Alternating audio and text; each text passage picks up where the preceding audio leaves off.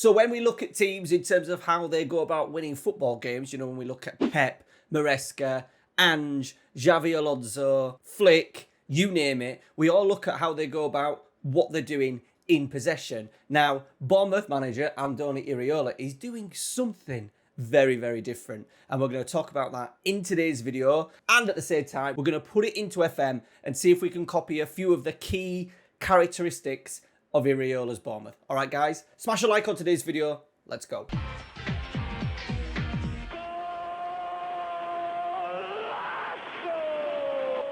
To give you a bit of a feel of what the Bournemouth side is currently doing, I thought I would give you a few key sort of like numbers and stats for out of possession things and a few in possession stats. All right, so Bournemouth out of possession stats, they rank third in the Premier League for high turnovers, with ranking first for shot ending turnovers.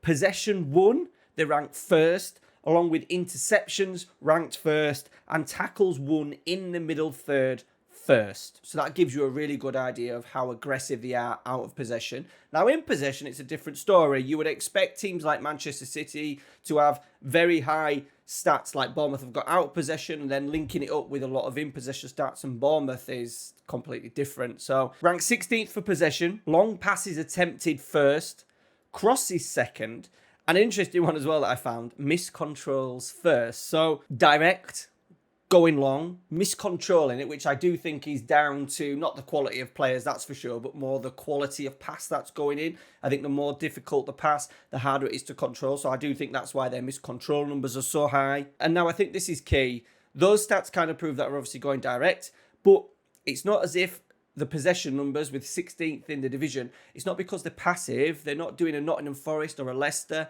and going off and dropping off, and Ipswich do at times. It's because they're wanting to create those high turnovers. They're wanting to put the ball in the other half, and then that's where they think they're at their best.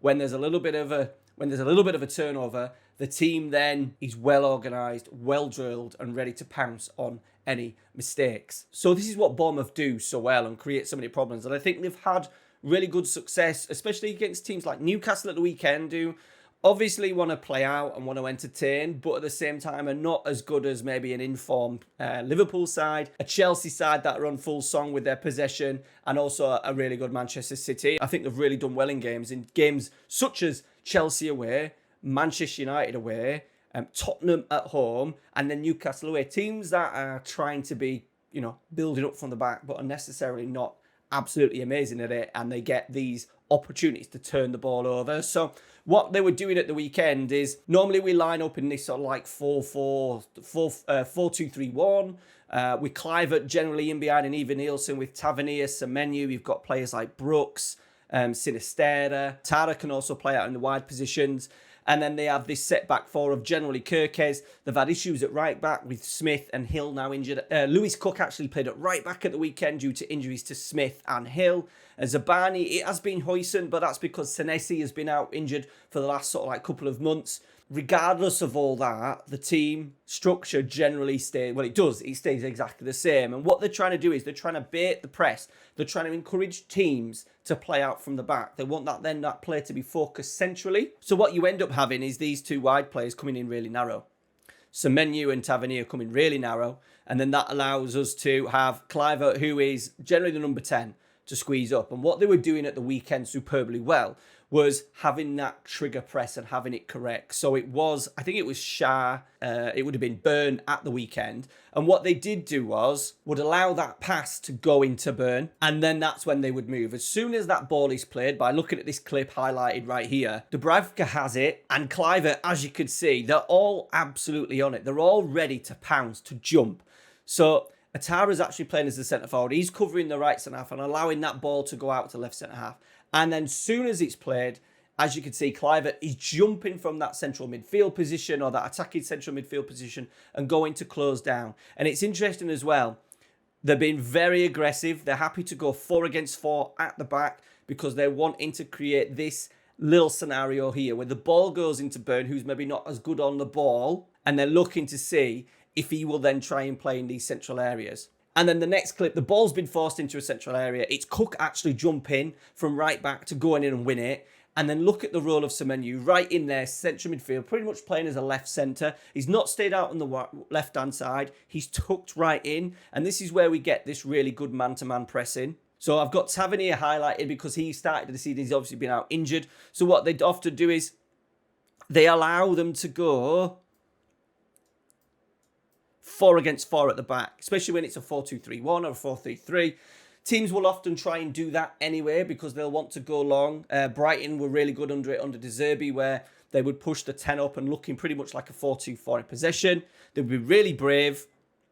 But what they do is they set traps. They allow the ball to go into Burn, and then it's a quick press. Then he can either go long. We'll take the risk that Zabani, Huijsen, and also Senesi can win the ball in the air if it does go long. But they want to force these passes in here where it's super tight. Christie and Cook pounce on it, and then they counter-attack and make these high turnovers. And as I said, what they will try and do is shuffle in. So if that third player does come in there as a central midfielder, and they play a bit of a more of a 4-3-3 with the 6, the 8 and the 10, Tavernier, the left-hand side, will tuck in and keep it compact. And then what they do is, this is what the hybrid press is, so it's obviously very much man-to-man in this scenario here. What they try and do is then, the out ball, is that an out ball? Maybe. A pass down the line, which the fullbacks will be waiting for. Often the pass is out the other side. But because that ball generally has to be long and has to go high, to miss out the middle, the sort of like the compactness, the central compactness of Bournemouth, it takes a lot of time for that ball to get out. And then by the time they do get across, what Bournemouth do very, very well is just try and shuffle in. They'll drop off, and it'll look something like that, where they can then sit into a mid to low 4-4-2 block. And here was actually Kluivert's second goal just before half-time. Once again, Burns on the ball. He's wanting to do a pass, and look at the movements of the players already. Look at Christie. Burns not even passed it yet, but Christie knows that ball, his body shape in particular, how he's approaching the ball, he's not going to be able to put a long pass in from there. He needs to play it short. Kluivert is going into press, and then they win it, they jump, and here we go. And this is where they end up losing the ball. Guimaraes ends up trying to turn away from Christie, runs into Atara, who was pretty much playing as a centre forward in this game, nip in, and then Kluivert makes it 2-1 before half-time. Now, one of the standout players of the season has been Milos Kerkez, and in particular, his role in this system. So if we look at the pass map from the game against Newcastle at the weekend, they very much had this sort of like this offset 4 at the back, with Lewis Cup coming in as a right back. As we've said previously, Smith and Hill both played at right back. It's interesting Max Aarons has gone out on loan because I think they've really wanted to focus on having a more defender-based fullback. And I think with that 3 that kind of stays a little bit deeper, it's allowed Kerkez to go and play much higher up the pitch. And what we tend to get is, even though Semenyu's played here, a lot of the time, in particular when it's Tavernier, he wants to come inside and create. So Tavernier will often like to drive inside, and then Kerkez will go around that left-hand side, and they got so much joy. He's got fantastic numbers this season, Kerkez, 3 assists and 2 goals for the left-back. And how they do this is by having Tavernier, generally when he plays, really narrow. So as you can see, him tucking in has kept Kyle Walker really narrow. That then means that Phil Foden, who defensively does his job, but he's not great at it, gives Kerkez a 1v1 against him. And because Tavernier has stayed central and then spun out, it creates a massive space for Kerkez to attack, beats Foden in that 1v1, and then fires a low ball across. Semenyo coming in at the far post, from the far post, attacking essentially a lovely turn and swivel. So this is the starting structure that we came up with. Patreons, now both of these variations, because these 2 variations are both available for you to download right now. So go check it out, link in the description. There may even be a third one as well, just depending on, we'll talk a little bit about these roles. So we need to create that little bit of an offset back 3. We need to make sure that the 2 wide players are too narrow, and in particular the role of Christie, Cook and Kluivert, and why we've got their roles set like that, and the changes that we actually have made during the season for Kluivert. So a couple of little snippets to show you how the tactic is looking. So this is in a game against Spurs. We've got Kerkez and Tavernier. As you can see, quite narrow Tavernier's position coming in. This then hopefully will allow Kerkez to be the outlet on that left-hand side. Nice little combination. Tavernier, look, we've dragged in that wing back. Like winger, Johnson, sort of like the Phil Foden when it was that game against Manchester City. That's what we want to create because we know how good Kirkes is in the game in terms of forwards. Johnson having to do his defensive work. Nice little combination. Lovely run. And I'm so disappointed here that Senesi, I have got him as a ball-playing defender as well, doesn't just clip one over the top early. It was on, and he decides then to go short. And we keep possession of the ball. But just a little bit of a snippet to show you how those two roles work together with Tavernier and Kirkes. So this is what teams will try and do against Bournemouth. Because we're going so narrow, look at Tavernier's position, super narrow, kind of helping out the midfielders. That gap's maybe just a little bit big, but because Tottenham themselves have got in quite narrow for the throw, it's not so much of a problem at the moment. And as play develops, what we're trying to create is this here. Now look how narrow we are there. Superb.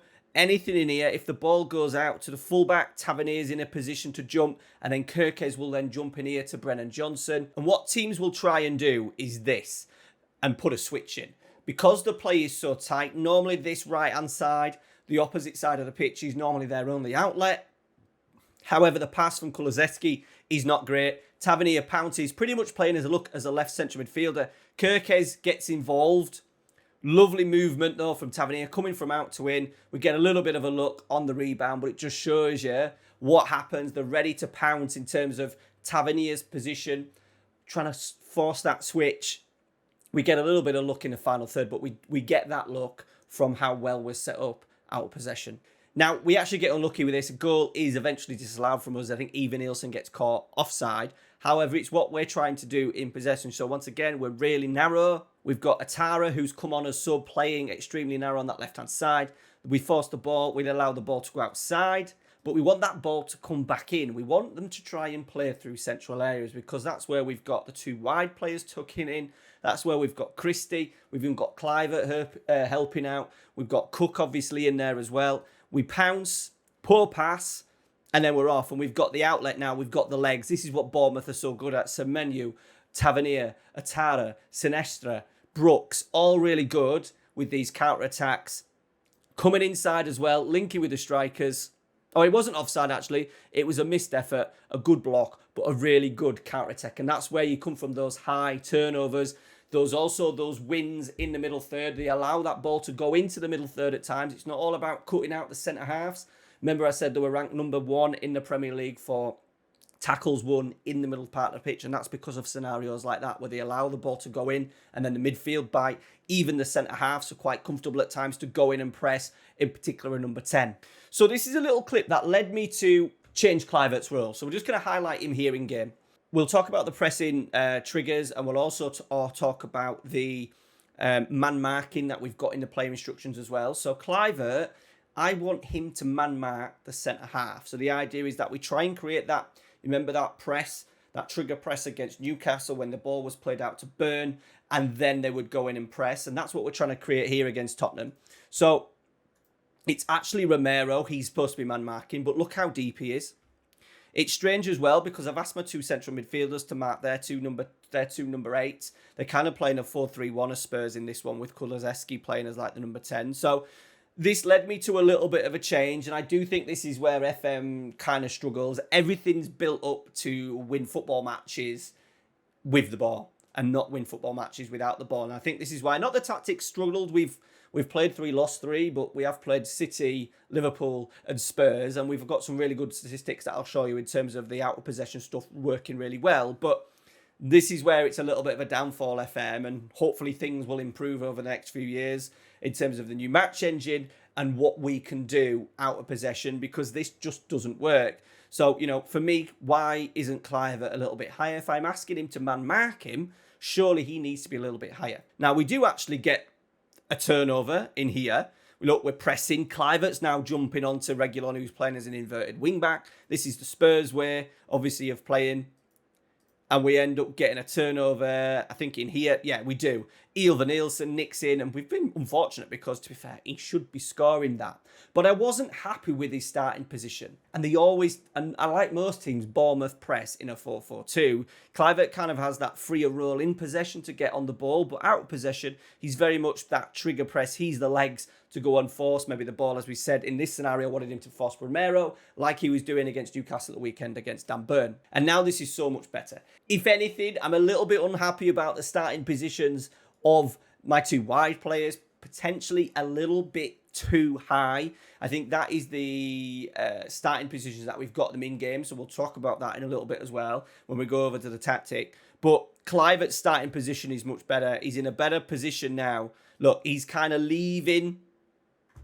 he's kind of leaving Sarr, and then he's there in more of a 4-4-2 to press. The press isn't great for him, but what it does do is it just helps us press. Now we've got that 4-4-2, and we should see Dango. Look at Dango. He's just tucking in.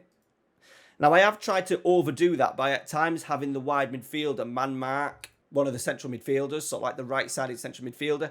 It works in bits, and you will see them coming narrow. However, you've got to set that up in game. If you just leave it and say to Dango, on his opposition instructions, mark the right central midfielder, it won't work because the game just sometimes does some things that are absolutely crazy. I've noticed as well at times, the game after, Dango would then be marking the left winger for the other team, and he's constantly running across the side of the pitch. So just be aware of that. You can tweak things, especially if they're still getting a little bit of joy and you want extra compactness, maybe against a bigger side. You could do that where you ask Dango to come in and mark one of the double pivots, and that'll just bring them in. You do the same on the right-hand side. So I would have Brooks asking him to mark this player here, the left centre midfielder, and then Dango coming in to mark the right central midfielder. And we'll look at more in detail in that right at the very end of the video. So, how does it look in FM? It said there's 3 tactic variations to show you and to go through. All very similar, just a couple of little tweaks. All available for you Patreons. Thank you very much for your support. Link down in the description. So, as you can see, we've started the league season with 3 defeats, but we have played Liverpool at Anfield, Spurs at home,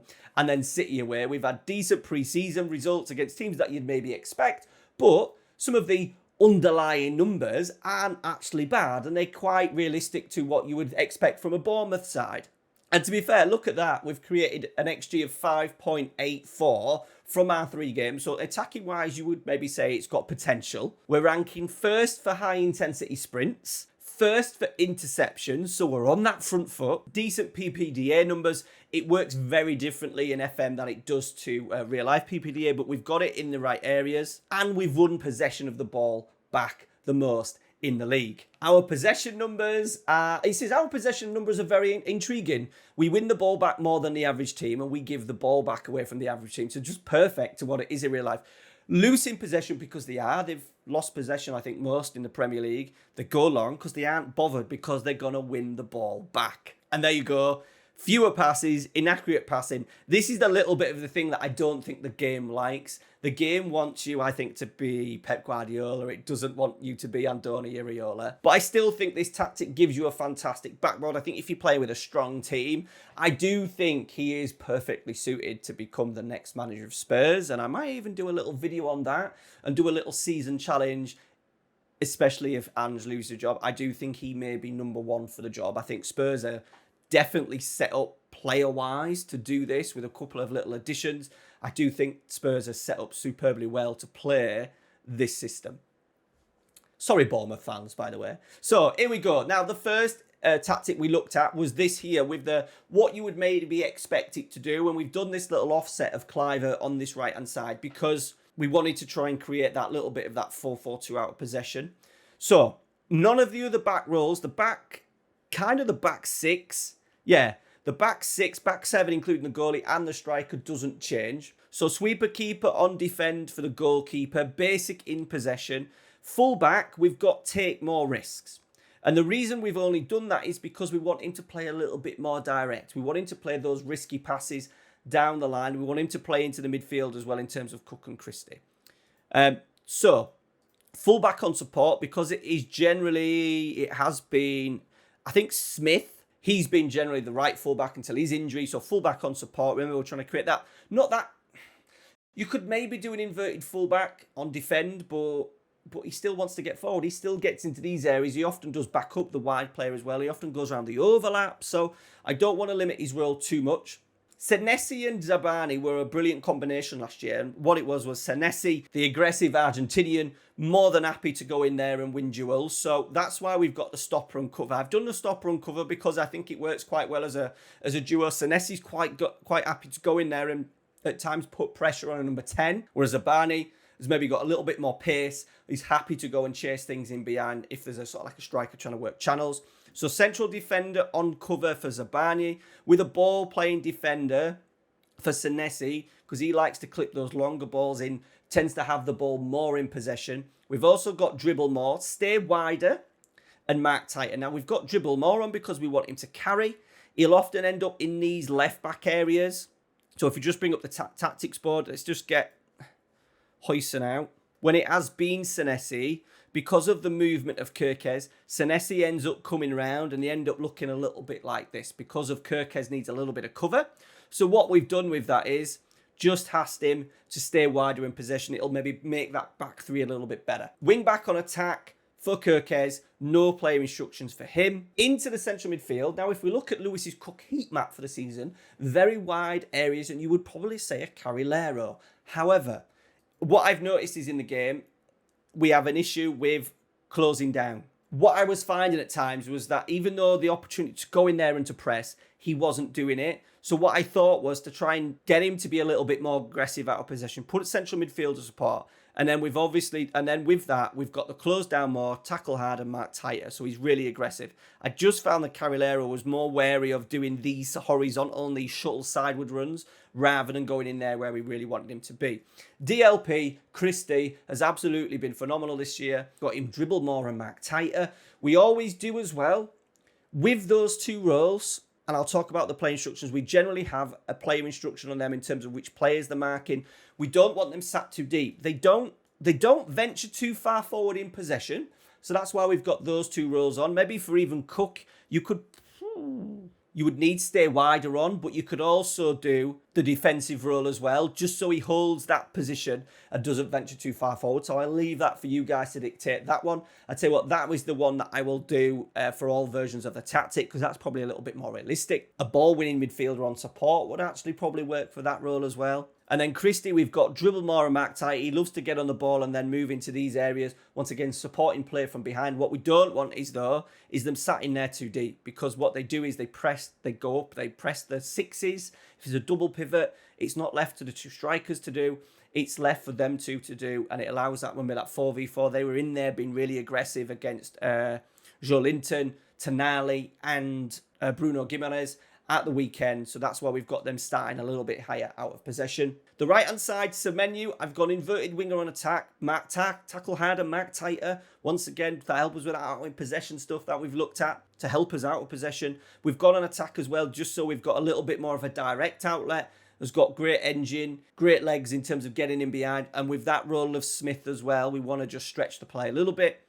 On the left-hand side, we've gone support, because remember them clips that we've showed you of Tavernier coming inside, allowing then Kerkez to get round on that overlap.